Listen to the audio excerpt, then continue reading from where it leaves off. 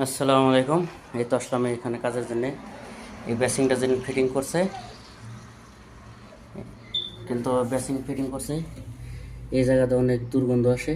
এটা ঠিক করার জন্য আমি আসলাম। ঠিক আছে, আগের একজনে কাজ করছে একদম বাইরে, আর ওই জায়গা থেকে পাইপ টানছে, কোনো জায়গায় রিহা করে দেয় নাই। এখন 2 ইঞ্চি রিহা করে দিলে পরে ছিলেন তো এই যে এটা আটকে যেতে পারে। তো এখন আমি কুয়া ফাতে দিয়া রিহা করে বানাবো, যাতে ভবিষ্যতে না আটকে যায়। আমি পাইপ কাটছি, এখন এই দেখেন রিহাকর বানাবো, কীভাবে সেটিং করতে হয় সম্পূর্ণ আমি দেখাচ্ছি। ঠিক আছে, আমার রিহাকর বানাইতে এইগুলো লাগবে। তো 2 ইঞ্চি পাইপ ছেলনে রিহাকুর না দেওয়াই ভালো। রিহাকুর আনছে, আমি দিব না। রিহাকুর পরবর্তী আটকা যাইব, এই জন্য কুয়া ফাতে, এটা সৌদি আরবে কুয়া ফাতে বলা হয়। এইগুলো দুইটা দিয়ে